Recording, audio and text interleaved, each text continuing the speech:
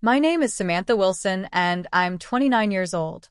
Sitting in my grandmother Eleanor's luxurious Manhattan penthouse, I felt every judgmental stare from my wealthy cousins and aunt.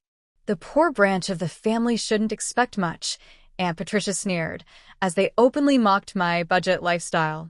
Grandmother looked uncomfortable, but remained silent. Without a word, I reached into my bag and pulled out a sealed envelope. The family fell silent as I revealed a real estate contract inside. Their smug faces transformed to shock when they realized I now owned everything they thought was theirs. I sometimes wonder where you're watching this from.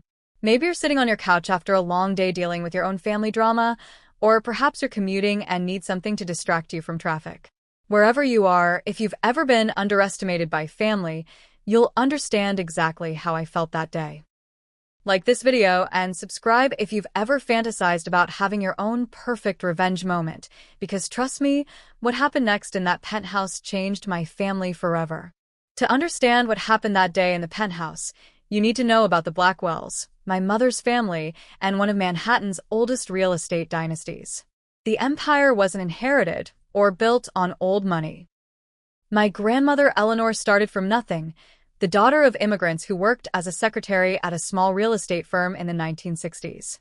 Through sheer determination, strategic investments, and an uncanny ability to predict market trends, she built Blackwell Properties into a powerhouse worth hundreds of millions.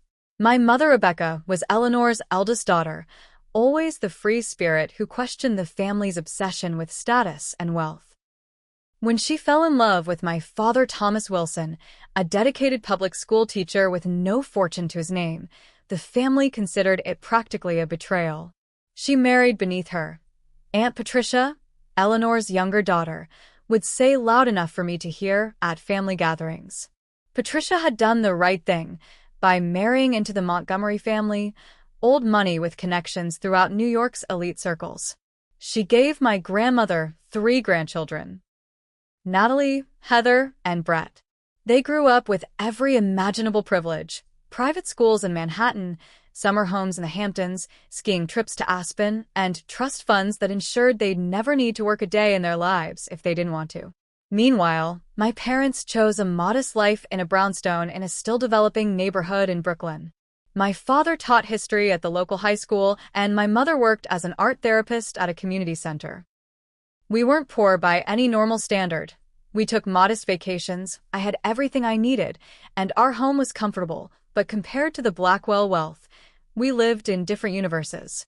Money isn't everything, Samantha, my mother would say. Character is built through work and purpose, not handed to you. She insisted I attend public school rather than the private academies my cousins attended.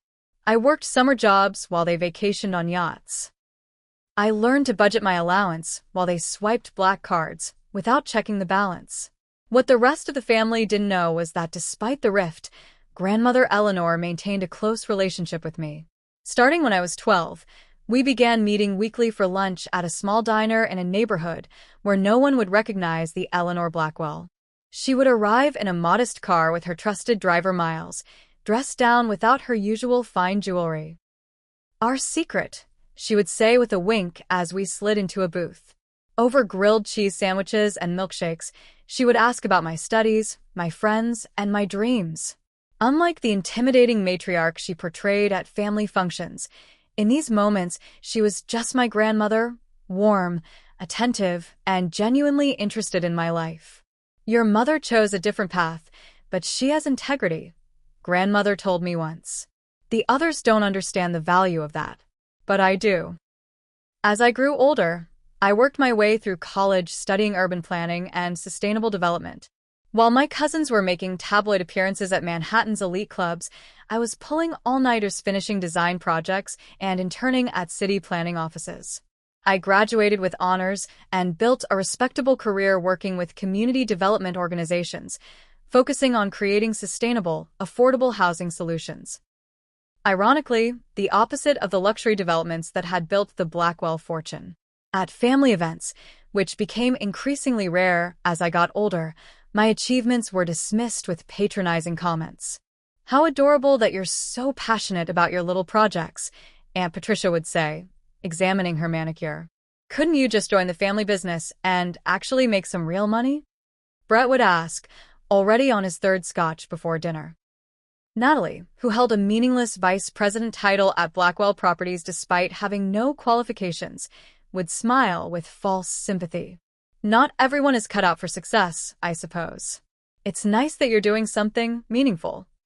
8 months before the fateful family meeting, my world shattered when my parents died in a car accident returning from a weekend getaway. A drunk driver crossed the median, killing them instantly. The family made appearances at the funeral. Of course, appearances were everything to the Blackwells. Aunt Patricia hugged me stiffly, whispering, "They lived the life they chose," as if their death was somehow a consequence of not embracing the Blackwell wealth. In the months that followed, Grandmother Eleanor was my only real support from the family. Our lunch meetings became more frequent, though now in her penthouse as her health began to decline. At 85, she remained sharp as ever mentally, but physically, she was becoming frail. She was increasingly frustrated with my aunt's controlling behavior and my cousins' entitled attitudes. "They think wealth is their birthright," she confided during one of our visits. "They don't understand that wealth without purpose or responsibility is just waste." Around this time, I began to notice something strange. Grandmother started asking my opinion on business matters. Potential property acquisitions, development proposals, investment opportunities. At first, I thought she was just making conversation, but I soon realized she was genuinely interested in my perspective. "You have good instincts, Samantha," she said after I pointed out potential issues with a luxury development that her executives had enthusiastically endorsed. "You see beyond the surface. That's rare." What I didn't realize then was that these conversations were tests. Tests that my aunt and cousins were failing miserably without even knowing they were being evaluated. The invitation arrived on heavy cream stationery with the Blackwell Properties embossed logo, an urgent family meeting to be held at Grandmother's penthouse the following week. I hadn't been to one of these formal family gatherings in over a year, and with my parents gone, I wasn't sure I belonged there anymore. Still, Grandmother had been kind during my grief, and I felt an obligation to attend. I spent the evening before the meeting mentally preparing myself for the family's usual condescension. I laid out my most professional outfit, a simple navy blue dress, practical but well-made leather pumps, and the pearl earrings my mother had left me. Not flashy by Blackwell standards, but dignified. I wouldn't give them the satisfaction of criticizing my appearance, at least. The morning of the meeting dawned clear and crisp. I took the subway to the Upper East Side, walking the final blocks to my grandmother's building, a pre-war masterpiece overlooking Central Park that had been in the family portfolio for generations. The limestone facade gleamed in the morning light, the brass fixtures on the revolving doors polished to a mirror shine. The doorman, Frederick, gave me a once-over as I approached. I'd visited enough times that he should have recognized me, but his expression suggested he was trying to determine if I belonged. "I'm here for the Blackwell meeting," I said firmly. "Samantha Wilson." Yes," he replied, checking his list with deliberate slowness. "Mrs. Blackwell's other granddaughter." The slight pause spoke volumes. As I waited for the elevator, my cousin Brett emerged from the building's private parking garage. At 35, Brett had the polished appearance of wealth without the substance to back it up: designer suit, expensive watch, and the permanently smug expression of someone who never faced real consequences for his actions. "Sam," he acknowledged without looking at me, staring at his phone. "Surprised they invited you." "Grandmother invited me," I corrected, stepping into the elevator beside him. He smirked. "Right. "Well, don't get your hopes up about any big inheritance. Mom's been working on Grandmother for months. The company's future is pretty much decided." The elevator ascended in silence after that, the tension building with each floor. When we reached the penthouse level, Brett strode out without holding the door, letting it nearly close on me as I followed. Grandmother's penthouse occupied the entire top floor of the building, a sprawling residence with panoramic views of Central Park. The foyer opened into a grand living area where priceless art hung on the walls alongside family photographs, carefully curated moments of Blackwell history that told the story the family wanted to project. Aunt Patricia was the first to spot us entering. At 63, she maintained a regal bearing, her silver hair perfectly styled, her posture impeccable. She was the spitting image of grandmother in her younger years, a resemblance she cultivated carefully. "Samantha, darling," she said, air-kissing near my cheeks. "How resourceful of you to join us. That dress must be several seasons old, but it's holding up admirably." Before I could respond, my cousins Natalie and Heather approached. Both in their early 30s, they had perfected the art of looking effortlessly expensive. Natalie, the elder at 34, wore a designer dress that probably cost more than 3 months of my rent. Heather, 32 and on her third marriage, dripped with jewelry that caught the light with every gesture. "Sam's here," Natalie observed, her eyes flicking dismissively over my simple pearl earrings. "We were just wondering if you'd bother coming." "Cute bag," Heather added, glancing at my worn leather satchel. "Is that vintage? Or just old?" I forced a smile. "It's practical. Some things are chosen for function rather than status." This earned me a patronizing laugh from both of them before they turned away, whispering to each other as they rejoined the gathering. The family had arranged themselves around the massive antique table in the formal dining room.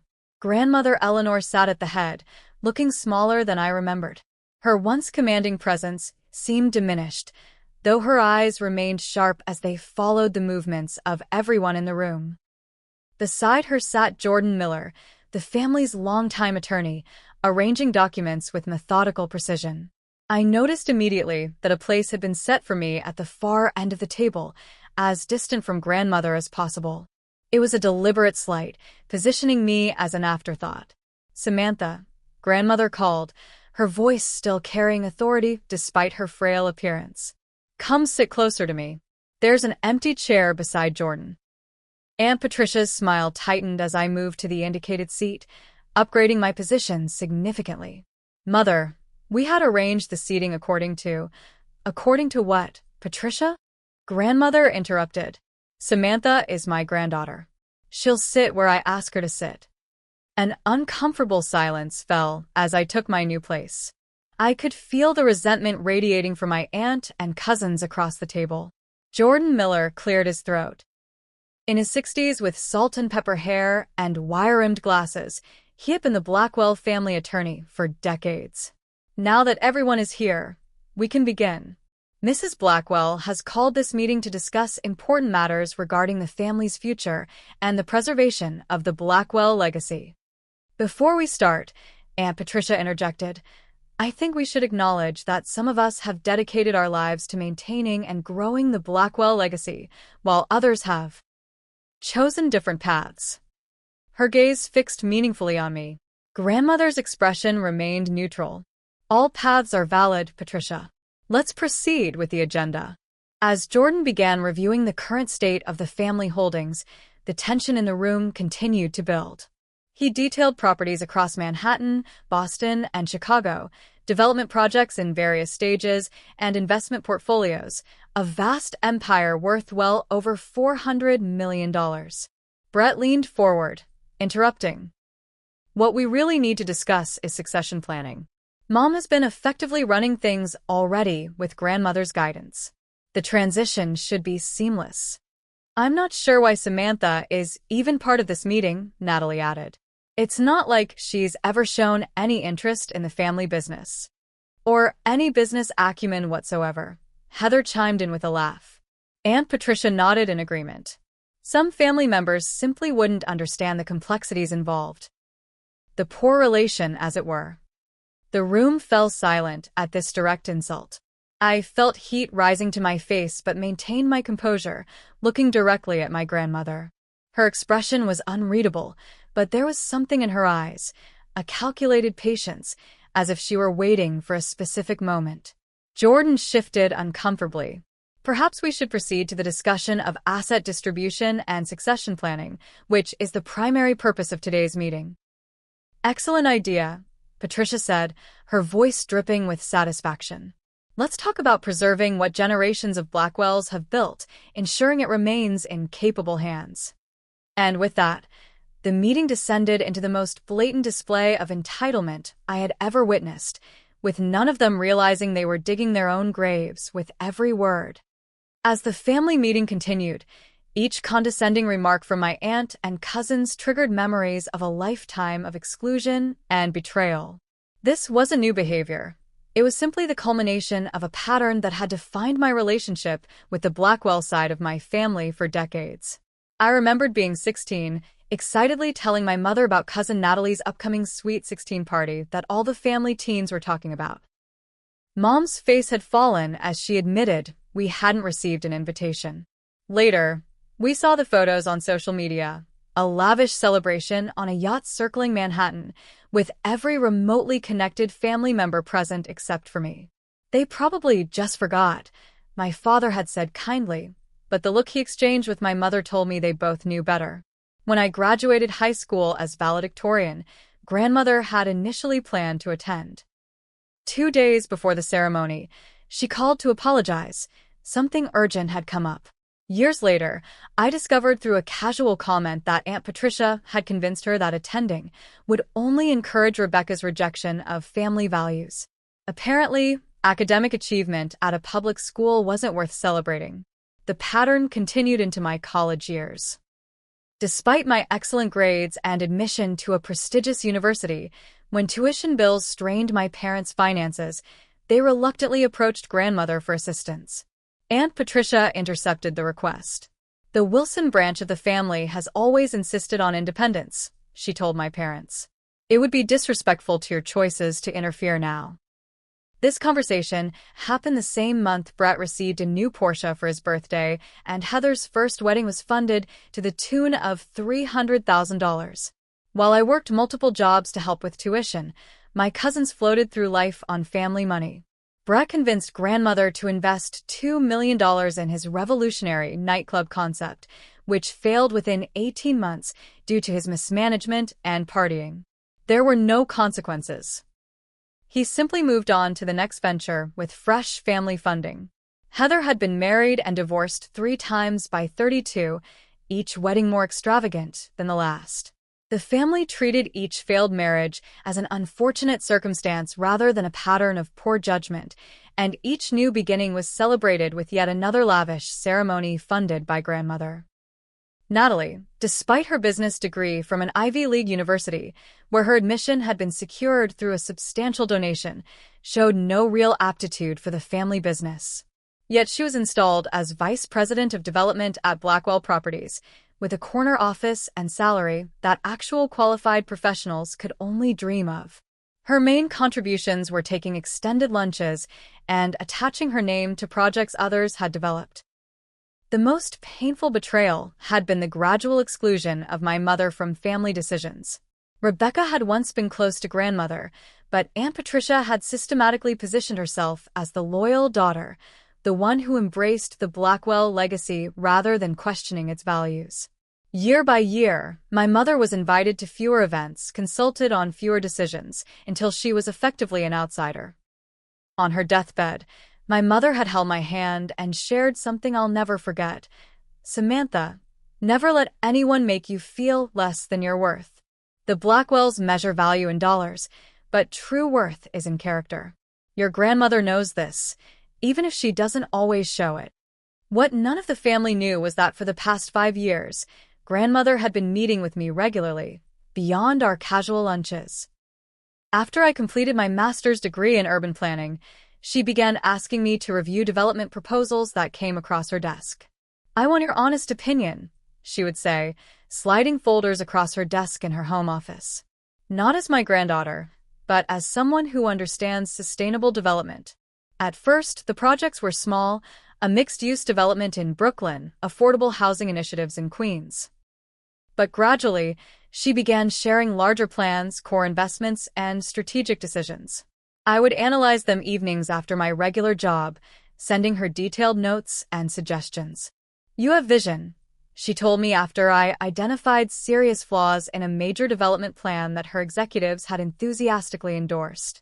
You see beyond the quick profit to the long-term impact. That's rare in this business. What I didn't realize at the time was that she was comparing my analysis directly with recommendations from Aunt Patricia and my cousins, who were officially involved in the business. While I was suggesting sustainable modifications and community integration, they were focusing solely on luxury amenities and maximum short-term profit. Grandmother never explicitly said she was testing us all, but looking back, the pattern is clear. She was evaluating who truly understood the business she had built, not just the profit mechanisms, but the vision and values that had made Blackwell Properties successful for decades. 3 weeks before the family meeting, Grandmother had asked me to come to the penthouse. She seemed more tired than usual, but her mind was sharp as ever. "Samantha," she said, once we were alone in her study, "I've made some decisions about the future of Blackwell Properties."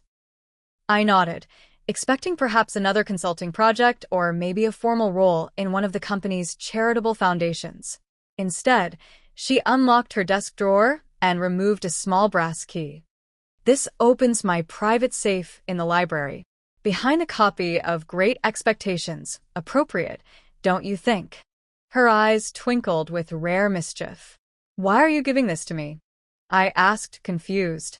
"Because there will come a moment when you'll need what's inside," she replied cryptically. "You'll know when. Trust your instincts, they've never failed you." I took the key, not understanding its significance, but recognizing the solemnity of the moment. "Thank you for trusting me," I said simply. She reached out and patted my hand. "Trust is earned, Samantha. You've earned mine over and over. Remember that when others question your place." 2 days later, I used the key while Grandmother was at a doctor's appointment. Inside the safe, I found a sealed envelope with my name on it in Grandmother's elegant handwriting. I didn't open it then. Something told me to wait, just as she had suggested. I placed it in my bag and locked the safe, replacing the key where she had instructed. The envelope remained unopened in my apartment until the morning of the family meeting, when something compelled me to bring it along. As I sat at the family table listening to my aunt and cousins demean my existence, I finally understood why Grandmother had given me that key. The time had come. "Let's be practical about this," Aunt Patricia was saying as Jordan attempted to bring the meeting back to order. "The Blackwell legacy requires stewardship from those who understand its value and have dedicated their lives to preserving it." Jordan cleared his throat. "As I was saying, the current holdings of Blackwell Properties and associated family investments amount to approximately $427 million in total valuation. Mrs. Blackwell has specific instructions regarding the distribution and management of these assets, which naturally should follow the commitment and contributions family members have made." Patricia interrupted again, shooting a pointed look in my direction. "Some of us have dedicated decades to building on Mother's foundation." Brett nodded emphatically. "I've been working alongside Grandmother and Mom for years now. I understand the Blackwell vision better than anyone." This was a laughable claim given that his work consisted mainly of showing up for board meetings and taking clients to expensive lunches on the company dime. "I think we need to address the elephant in the room," Natalie said, her voice dripping with false concern. "Equity doesn't necessarily mean equality. Contribution should be considered." Heather nodded. "Exactly. It's not like Samantha has ever shown any interest in being part of the Blackwell legacy. She's been doing her own thing in, what is it again? Community planning?" She said the words as if describing an unsavory medical condition. I maintained my composure, watching Grandmother's face. She remained impassive, observing the interaction without intervening. Jordan looked increasingly uncomfortable but continued reviewing documents with professional detachment. "The Blackwell holdings include 14 major commercial properties in Manhattan," he continued, 8 residential developments, the Chicago portfolio of 6 buildings, the Boston waterfront project, and various other investments and properties as detailed in Section 3 of your briefing materials. As he spoke, Patricia began making notes, practically dividing the spoils already. "The Manhattan residential properties would naturally fall under my division," she murmured to Brett. You could take the Chicago portfolio. I've always loved the penthouse in Boston, Heather chimed in. I could see myself spending summers there after the divorce is finalized. The casual way they carved up my grandmother's life's work while she sat at the table was breathtaking in its audacity. None of them even glanced in her direction to gauge her reaction. I'm thinking of upgrading the yacht, Brett announced to no one in particular. The current one is nearly 4 years old. Outdated technology. Natalie was scrolling through her phone. There's a beautiful property in Aspen that just hit the market. 12 bedrooms, ski-in access. Would be perfect for family retreats. Speaking of family, Patricia said, her voice cutting through the chatter, we should address what provisions might be appropriate for Samantha. She turned to me with a smile that didn't reach her eyes. We're not heartless, dear. Despite your mother's choices and your alternative career path, you are still family by blood. How generous of you to acknowledge that, I replied quietly. I was thinking, Patricia continued as if I hadn't spoken, perhaps a small stipend would be appropriate. Something to help with that apartment in that transitional neighborhood you insist on living in. It's actually a very desirable area now, I corrected. Property values have tripled since I moved in. Patricia waved her hand dismissively. Regardless, we should be generous to poor Sam. She clearly needs it more than the rest of us. Does she even have a proper work wardrobe? Heather stage whispered to Natalie. Those shoes must be from a department store. They're actually Italian, I noted. Just not flashy. Brett snorted. The point is, Sam, you wouldn't know what to do with real money anyway. You've spent your whole life pretending it doesn't matter. It doesn't, I replied evenly. But respect does. Oh, please. Natalie rolled her eyes. Spare us the moral high ground. You're here for the same reason we all are, to get your share. Jordan tried again to redirect the conversation. If we could return to the matter at hand. The matter at hand, Patricia interrupted sharply, is ensuring the Blackwell legacy continues properly. And let's be frank, the poor branch of the family should be grateful for whatever they get. It's more than they've earned. The room fell silent at this direct insult. I felt a flush of anger, but kept my expression neutral, years of practice coming to my aid. Across the table, I could see Jordan's discomfort and, more surprisingly, a slight smile playing at the corners of Grandmother's mouth. Grandmother Eleanor straightened in her chair, her voice stronger than it had been all morning. Samantha, you've been very quiet. Do you have anything to add to this discussion? All eyes turned to me. Patricia looked triumphant, clearly expecting me to either break down or make an emotional scene that would only reinforce their perception of me as the family's poor relation. Actually, I said calmly, reaching for my bag, I do have something to contribute. I can still feel the tension in that room, the way time seemed to slow as I reached into my bag. I've replayed this moment countless times in my mind.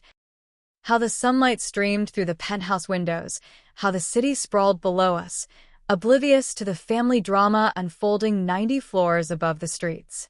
If you've ever been in a situation where everything changes in an instant, where years of being dismissed suddenly transform into a moment of vindication, you know exactly what I felt. The weight of that sealed envelope in my hands represented not just legal documents, but the validation I never sought but deeply deserved. Have you ever held your breath waiting for the perfect moment to reveal a truth that would change everything? That's what this was. Let me know in the comments if you've experienced a similar moment of revelation with your family. Now, back to that silent room where everyone was watching me reach into my bag. The envelope I withdrew was thick, cream-colored, with the Blackwell Properties watermark visible beneath the sealing wax. I broke the seal deliberately, the soft crack echoing in the silent room. Inside was a bound document, at least 50 pages thick, with a blue cover bearing the Blackwell corporate logo. What is that? Patricia demanded, her voice sharper than intended. I slid the document toward Jordan, who recognized it immediately, his eyebrows rising slightly in professional surprise. This appears to be the deed transfer and corporate restructuring documents for Blackwell Properties Holdings, he said, adjusting his glasses as he examined the first page. Dated 3 weeks ago. That's impossible, Brett scoffed. Grandmother would have told us about any restructuring. Grandmother Eleanor simply folded her hands on the table and watched the scene unfold, that same enigmatic smile playing at the corners of her mouth. What exactly does this document say? Patricia demanded, reaching for it. Jordan kept it firmly in his grasp, professional to the core. It appears to detail the transfer of Blackwell properties to a new corporation called Blackwell Legacy Holdings. The primary shareholder of this new entity is... He paused, glancing at me. Samantha Wilson, who holds 70% of voting shares and is named CEO and chairperson. The silence that followed was absolute. I could almost hear the blood rushing in Patricia's face as it turned a dangerous shade of red. "This is a joke," Heather finally said, breaking the tension with a nervous laugh. "It has to be." "I assure you it's not," Jordan replied, continuing to scan the document. "This is legally executed and binding, with my own notarization and that of 2 judges. Everything appears to be in order." "Mother!" Patricia's voice rose to a near shout as she turned to grandmother. "What is the meaning of this? You can't possibly have given everything to her." Grandmother Eleanor straightened in her chair, suddenly looking less frail and more like the formidable businesswoman who had built an empire. "I can and I have, Patricia. Though not everything. You'll note that 30% of shares are distributed among family members with conditions." "Conditions?" Brett spat the word. "What conditions?" Jordan flipped to that section of the document. "The remaining 30% is divided as follows: 5% each to Patricia, Brett, Natalie, and Heather, with a final 10% allocated to a family foundation for education and housing assistance. All shares come with strict conditions regarding employment, contribution, and behavior." "Let me see that." Brett lunged across the table, reaching for the document, but Jordan smoothly moved it away. "I have copies for everyone," I said quietly, removing additional sealed envelopes from my bag and sliding them across the table. "You might want to pay particular attention to Section 12. Heather tore open her envelope, frantically flipping pages. "This can't be legal." "You manipulated grandmother somehow." "Hardly," grandmother replied dryly. "I've been planning this for years."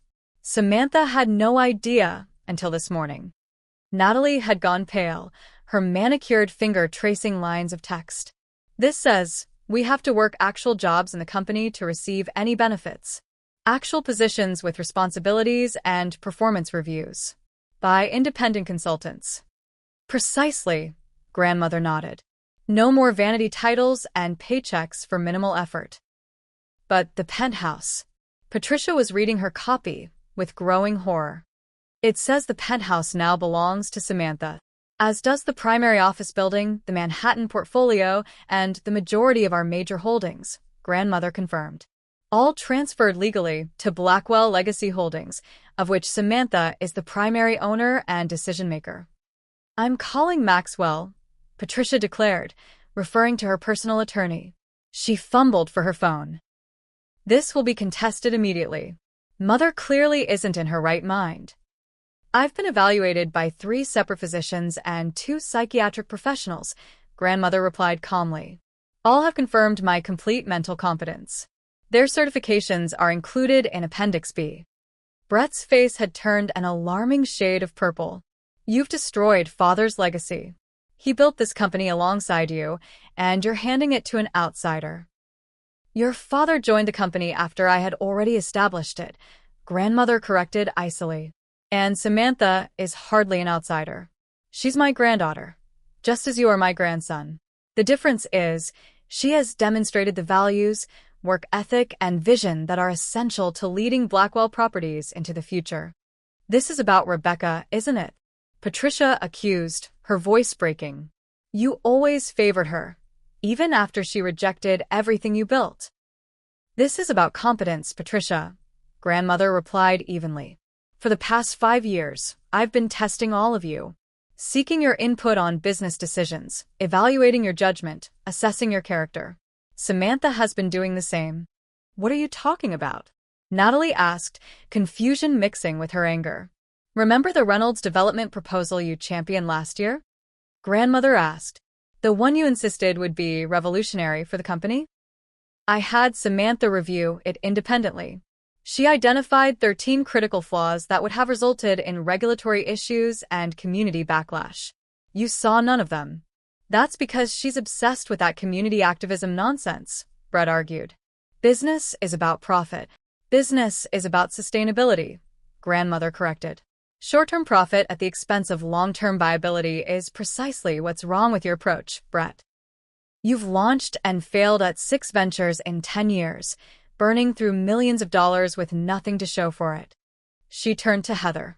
You've treated your marriages like business arrangements, entering and exiting them when they no longer serve your immediate desires. That's not how I built this company, by breaking commitments when they became inconvenient. Finally, she faced Patricia. And you, Patricia. You've spent decades undermining your sister, isolating me from her and Samantha, all while positioning yourself as the loyal daughter. Do you think I didn't see through that? Rebecca questioned our values because she had integrity. You embraced them because they served your ambitions. Patricia's face had gone from red to ashen. Mother, that's not fair. Life isn't fair. Grandmother cut her off.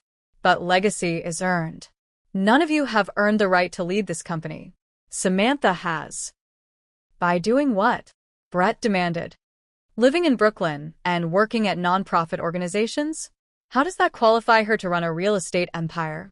By demonstrating judgment, integrity, and vision, grandmother replied. For 5 years, she's been reviewing every major decision this company has made, without any of you knowing it. Her recommendations have been consistently superior to those of our highest-paid executives. She understands that true wealth isn't about extravagance, but about creating sustainable value. I finally spoke up. This isn't about money. It's about purpose. Blackwell Properties was built on grandmother's vision of creating spaces that would endure and serve communities for generations. Somewhere along the way, that vision got lost in the pursuit of luxury and status. So, this is a humanitarian takeover? Natalie sneered. You'll run the company into the ground with affordable housing projects and community centers. Actually, I replied calmly, the financial projections for my proposed direction show a 35% increase in sustainable profit over 5 years. It's all in Section 8 of your packets. Jordan, who had remained professionally detached throughout the confrontation, nodded in confirmation. The business plan is quite sound, with stronger risk management than the company's current trajectory. This is absurd, Patricia declared, standing abruptly. I won't sit here and watch my mother dismantle everything we've built together. We will contest this and we will win. Grandmother's voice cut through the room like steel. You are welcome to try, Patricia. But before you engage in an expensive and ultimately futile legal battle, I suggest you read Section 15 carefully. Contesting this arrangement automatically triggers the forfeiture clause, removing even the 5% share you've been granted. Patricia froze, then snatched up the document again, frantically flipping pages. Her face fell as she found the relevant section. You can't do this, she whispered, her voice finally breaking. I already have, grandmother replied, her tone softening slightly. The family legacy isn't about being rich, Patricia. It's about being worthy. I'm ensuring it continues in the hands of someone who understands that distinction. The room fell into stunned silence as the full reality of the situation sank in. In a single morning, the power dynamics of the Blackwell family had been completely upended. The poor relation they had dismissed for years was now the controlling force behind the entire family fortune. There's one more thing, I said, breaking the silence as I removed a final document from my bag. Effective immediately, the company credit cards issued to Brett, Natalie, and Heather have been deactivated. You'll find new cards with reasonable limits and explicit business-only restrictions in your packets. Brett's hand instinctively went to his wallet, where I knew he carried the black card that had funded his extravagant lifestyle for years. You can't just cut us off, he protested. I'm not, I replied evenly. You'll receive fair compensation for actual work performed. The days of unlimited spending with no accountability are simply over. This meeting is now adjourned, grandmother announced, rising from her chair with surprising strength. Samantha and I have a business to run. The rest of you have some important decisions to make about your futures. And, with that final pronouncement, the Blackwell family, as it had existed for decades, was forever transformed. Aunt Patricia was the first to react after the initial shock wore off. "This is elder abuse," she hissed, her perfectly manicured hand crushing the documents. "You've manipulated Mother when she's vulnerable. No court will let this stand." "I assure you, Mrs. Montgomery," Jordan interjected with professional detachment, "these documents have been prepared with meticulous attention to legal detail. 3 separate law firms vetted them independently, and, as previously mentioned, Mrs. Blackwell has been declared of sound mind by multiple medical professionals. Any contest would be extremely unlikely to succeed." Brett's response was more direct. He stood abruptly, sending his chair clattering backward, and moved toward me with clear intimidation in his stance. "You think you can just walk in here and take everything we've worked for? You have no idea what you're doing." Before he could reach me, security appeared at the dining room entrance. Apparently summoned by a silent button grandmother had pressed beneath the table. "Is there a problem, Mrs. Blackwell?" asked Marcus, the head of building security. "No problem," grandmother replied calmly. "But I believe my daughter and grandchildren are just leaving.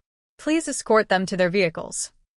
"You can't throw us out of our own home," Heather protested, mascara beginning to run as tears formed.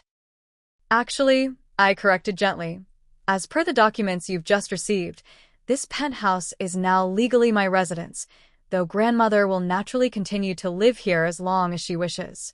You're welcome to visit by appointment." Patricia's face contorted with fury. "This isn't over. Not by a long shot. Your building access codes will be changed by end of day," I continued as if she hadn't spoken. "Please ensure you take any personal belongings with you now. Anything left behind will be inventoried and stored." Marcus stepped forward, his presence alone enough to make Brett step back. "If you'll come with me, please." What followed was a surreal procession as security politely but firmly escorted Patricia, Brett, Heather, and Natalie to the elevator. Patricia maintained rigid composure, her back straight as a rod, while Brett continued muttering threats. Heather's tears had transformed into an almost hysterical attempt to reason with me. "Sam, please," she pleaded as they reached the foyer. "We're family. We can work something out. I always liked you, you know that. We can discuss arrangements in the future," I replied, not unkindly. After everyone has had time to process this change. Natalie was the only one who left in silence, her expression unreadable as she clutched her copy of the documents. Of all my cousins, she was the hardest to read, always had been. As the elevator doors closed on their shocked faces, a profound silence fell over the penthouse. Jordan discreetly gathered his papers, nodded respectfully to both grandmother and me, and excused himself to his office downstairs, promising to be available should we need anything further. Left alone with grandmother, I finally allowed myself to sink into a chair, the tension of the confrontation leaving my body in a rush. "Tea?" grandmother asked, as if we'd just finished a normal family visit rather than completely appending the Blackwell dynasty. I laughed despite myself. "Yes, I think tea would be appropriate." As Eleanor's housekeeper Maria prepared a tray in the kitchen, grandmother moved to the sitting room with its panoramic view of Central Park. I followed, still trying to process everything that had happened. "You've been planning this for years," I said, not a question but a realization. She nodded, settling into her favorite armchair. "Since you graduated with your master's degree. I saw something in you then, the same drive I had when I started, but tempered with a compassion I wish I'd had more of in my early years." "Why didn't you tell me? Would you have accepted it if I had offered it directly?" she asked shrewdly. I considered this. Probably not. I would have thought it was charity or pity. Exactly. You needed to earn it in your own mind, as well as in reality. And you have, Samantha. Make no mistake about that. Maria brought in the tea service, setting it on the table between us before discreetly withdrawing. I should have stood up to Patricia years ago, grandmother continued, pouring tea with steady hands. I allowed her to isolate your mother because it was easier than confronting the values this family had embraced. By the time I realized what was happening, the rift seemed too wide to bridge. Mom never blamed you, I said softly. She understood the position you were in. Rebecca had more wisdom than I gave her credit for, Eleanor admitted. She saw what wealth without purpose does to people long before I did. I was so focused on building something lasting that I didn't see how it was corrupting my own family. It's not too late to change that, I offered. No, it isn't. That's precisely why I've done this. She handed me a cup of tea. The 30% I left to Patricia and your cousins comes with strict conditions, but also with opportunity. If they choose to accept those conditions, to work and contribute meaningfully, they can still be part of the legacy. The choice is theirs. Do you think they will? I asked dubiously, remembering the fury on Patricia's face. Patricia won't, grandmother said with certainty. She's too proud, too entrenched in her sense of entitlement. Brett is likely the same. But Natalie. There might be hope there. And perhaps even Heather, once the shock wears off. We sipped our tea in companionable silence, watching the afternoon light play across the park below. It was surreal to think that this penthouse, this view that had always represented the untouchable Blackwell wealth, was now legally mine. What will you do first? Grandmother asked after a while. I had been thinking about this, even before knowing the full extent of what she had planned. The Chelsea property. I want to convert it to mixed-income housing with integrated community spaces and sustainable design. It could be a model for future developments. She nodded approvingly. Good choice. The zoning is already appropriate, and the neighborhood would benefit from stabilization against aggressive luxury development. And the Scholarship Foundation, I want to expand it, focus on supporting students from underserved communities who are pursuing urban planning and sustainable development degrees. In your parents' names, she suggested. I felt a lump in my throat. Yes, they would have liked that. The peaceful moment was interrupted by my phone buzzing repeatedly. I glanced at the screen to see notifications flooding in, text messages, emails, missed calls. That didn't take long, grandmother observed dryly. The first wave of fallout had begun. Patricia had apparently gone straight to her personal attorney, who was now demanding an emergency meeting. Brett had taken to social media with vague but threatening posts about family betrayal and justice coming soon. Heather was texting me directly, her messages swinging wildly between pleading reconciliation and bitter accusations. Most concerning were the notifications from the company's PR department. Apparently, Patricia had already contacted several business associates and board members, creating confusion about the company's leadership. We need to get ahead of this, I said, setting down my tea. I should go to the office and meet with the executive team. Grandmother nodded. Maria will help me down. I should be there for this initial transition. After that, it's your show to run. The next several hours were a blur of activity. We convened an emergency meeting of the executive leadership team, where I was introduced as the new CEO and controlling shareholder. The reactions ranged from shocked disbelief to cautious neutrality to, in a few cases, barely concealed relief. It seemed Patricia and Brett had not made many friends in the corporate offices. By evening, security protocols throughout Blackwell properties had been updated. Access cards were reprogrammed, passwords reset, and system permissions modified. Patricia had indeed attempted to access the main corporate accounts, only to find her authorization revoked. The resulting phone call to the CFO had apparently been explosive. Over the following days, the family implosion continued along predictable lines. Patricia launched a media whisper campaign, suggesting to business reporters that Eleanor was being manipulated in her declining years. This backfired spectacularly when grandmother gave a razor-sharp interview to the Wall Street Journal, demonstrating both her mental acuity and her firm conviction about the leadership change. Brett's response was equally predictable. He made veiled threats about exposing company secrets until our legal team reminded him that any such action would violate multiple NDAs he had signed and trigger not only the complete loss of his remaining shares, but potential criminal charges. Heather took a different approach. After her initial emotional outburst, she attempted to position herself as the reasonable family member, the bridge between old and new. She invited me to lunch at an expensive restaurant, where she alternated between reminiscing about how close we were as children, we weren't, and subtly suggesting that she could be a valuable ally in managing Patricia and Brett. "I've always admired your principles, Samantha," she said, toying with her third martini. "And I think we could work so well together. I have all the social connections, you have the business vision. We'd be unstoppable." "I appreciate the offer," I replied carefully. "But any role in the company would need to be based on actual qualifications and contribution, not family connection." Her smile tightened. "Of course. I'm just saying I bring value in ways that might not be obvious on a resume." "Submit a formal proposal," I suggested. "The conditions in your shareholding agreement outline the process." She didn't, of course. What she did do was attempt to access her trust fund, only to discover that those conditions were equally binding. The resulting meltdown apparently required intervention from her latest husband's family. Natalie's reaction was the most surprising. After a week of silence, she requested a formal meeting through proper channels. She arrived at my office precisely on time, dressed professionally rather than extravagantly, with a folder of materials. "I've reviewed the conditions of my shareholding agreement," she began without preamble, "and I'd like to propose a 6-month probationary position in the Community Relations Department, focusing on our nonprofit partnerships." I raised an eyebrow, genuinely surprised. "Why that department?"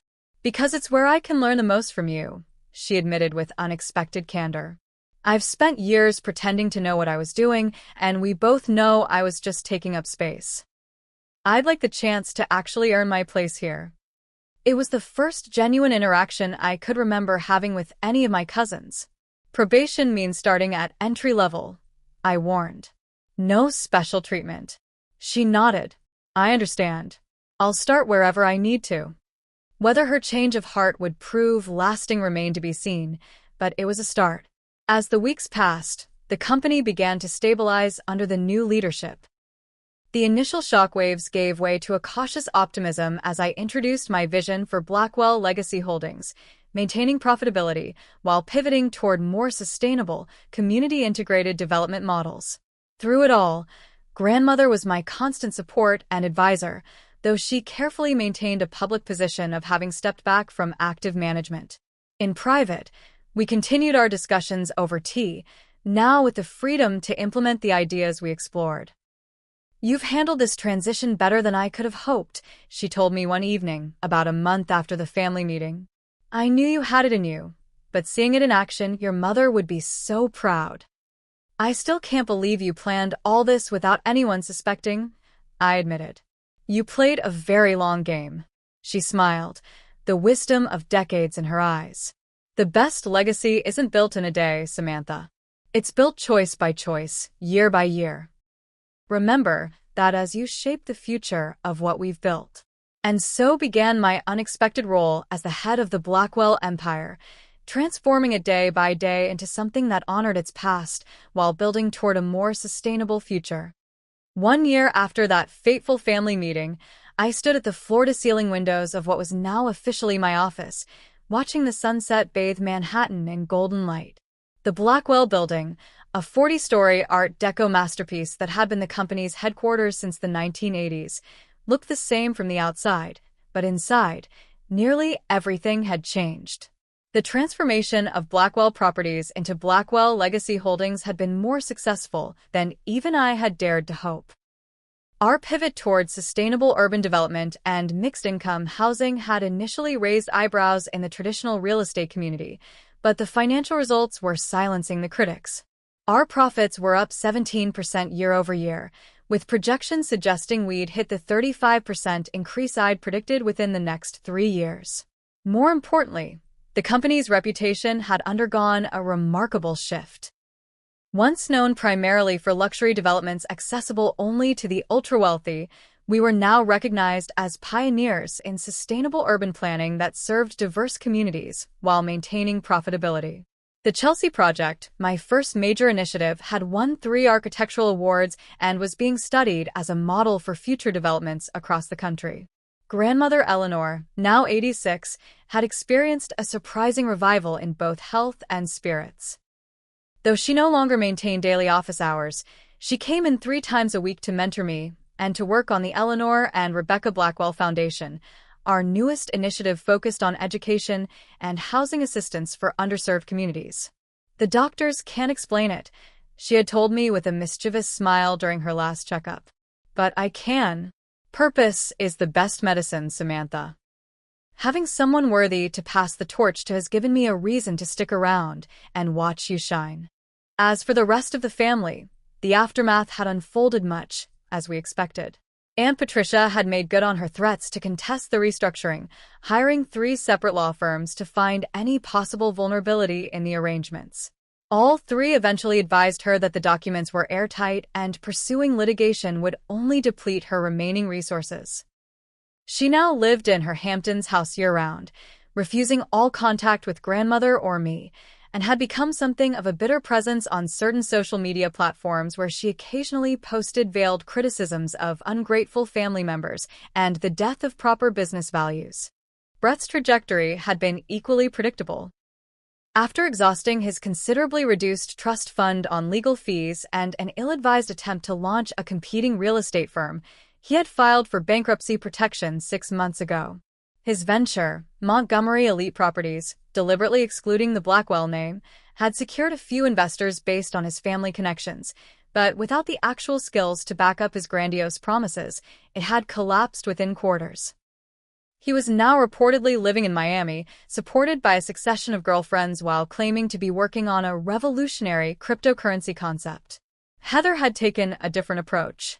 After her initial attempt to ally with me failed, she had leveraged her social connections to secure a position with a prominent event planning company that catered to the ultra-wealthy. It suited her skills. She had always excelled at social navigation and provided her the access to high society she craved, even if her own resources were now more limited. She had recently reached out with a carefully worded email suggesting we clear the air, which I interpreted as a tentative peace offering now that she had established her independence. The most surprising development had been Natalie. True to her word, she had started in an entry-level position in our community relations department. The first few months had been rocky. Years of entitlement were hard to overcome, but she had persisted through the challenges with unexpected determination. When her supervisor had first recommended her for promotion, I had insisted on a rigorous review process to ensure there was no favoritism. Natalie had not only passed but excelled, demonstrating a genuine talent for building relationships with community organizations and translating their needs into viable project components. 6 months ago, she had earned a legitimate promotion to Assistant Director of Community Partnerships, and the transformation in her was remarkable. Gone were the designer clothes and superior attitude, replaced by professional competence and what appeared to be genuine satisfaction in meaningful work. We weren't friends. Too much history stood between us for that. But we had developed a cordial professional relationship that occasionally hinted at the possibility of something more familial in the future. The penthouse had undergone its own transformation.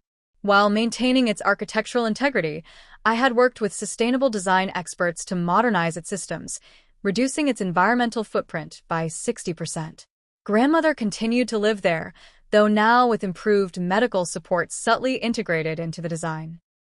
I had kept my Brooklyn apartment, though I maintained a suite at the penthouse for late work nights and joined grandmother for dinner at least twice a week. Most meaningful to me personally was the conversion of my parents' modest brownstone in Brooklyn. Rather than selling it, I had transformed it into the Wilson Blackwell Community Center, offering after-school programs, art therapy workshops like my mother had run, and adult education classes. The renovation had preserved my parents' home office as a memorial space, with photographs and mementos of their lives serving as inspiration for the community members who now benefited from the programs. Today marked an important milestone, the official launch of the Thomas and Rebecca Wilson Scholarship, which would provide full educational funding for 5 students annually from underserved communities pursuing degrees in urban planning, sustainable development, or education.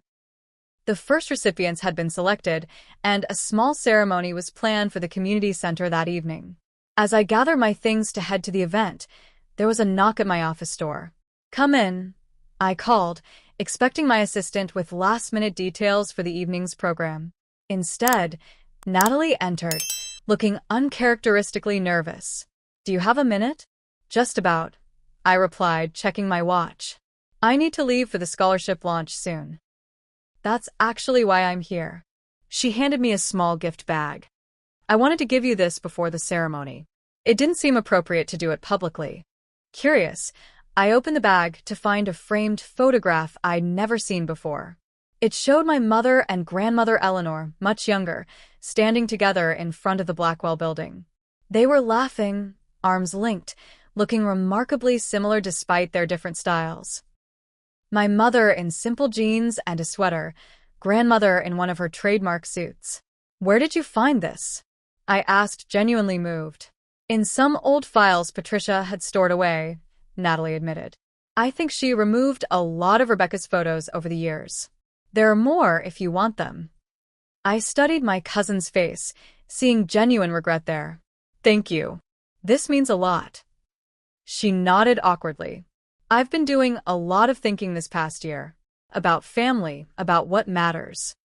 "I was horrible to you, Samantha. For years. We all were. And I'm sorry." "Water under the bridge," I said, surprising myself with how much I meant it. "We're building something new now." "Are we?" she asked, uncertainty in her voice. "Building something new as a family, I mean not just as colleagues?" I considered this as I carefully placed the photograph in my bag to take to the event. "I think we might be. It takes time to rebuild trust, but I'm open to the possibility." Her smile was tentative but genuine. "That's more than I deserve, but I'll take it. Would it be all right if I came to the ceremony tonight? Not as a Blackwell or company representative, just as family?" "I'd like that," I said honestly. "Mom would have too." As we left the office together, I thought about the journey of the past year. The Blackwell legacy had been redefined, not just in business terms but in human ones. Wealth wasn't just about money or property or power. It was about purpose, values, and the impact we chose to have on the world around us. That evening, standing in what had once been my parents' living room, now transformed into a bright community space filled with scholarship recipients and their families, I felt their presence strongly. Grandmother sat in the front row, proudly watching as I introduced the program. Natalie stood quietly at the back, her presence a small but significant bridge to a possible reconciliation. Even some of the executives who had initially been skeptical of my vision were there, now enthusiastic supporters of our new direction. As I concluded my remarks, I glanced at the photograph Natalie had given me, now displayed alongside others of my parents. My mother always said that true wealth isn't what you have, it's who you become. The Blackwell legacy isn't about buildings or balance sheets. It's about the lives we touch and the communities we help build. That's the legacy these scholarships will continue. Looking out at the diverse faces of the scholarship recipients, young people with dreams and determination who would go on to shape cities and communities, I knew we were building something that would outlast any real estate empire. Something my parents would have been proud of. Something worthy. They called me poor once, but now I know that wealth isn't measured by bank accounts or property deeds. Real wealth is measured by purpose, by integrity, by the positive impact you make in the world. Have you ever had a moment when you realized your true worth went far beyond what others could see? I'd love to hear your stories in the comments below. Like this video if you believe that karma eventually comes for those who deserve it, and subscribe if you want to hear more stories about family, justice, and rebuilding after betrayal. Thank you for joining me on this journey. And remember that sometimes the best revenge isn't about getting even, it's about getting better. The greatest victory isn't winning against others, but becoming the person you were meant to be all along.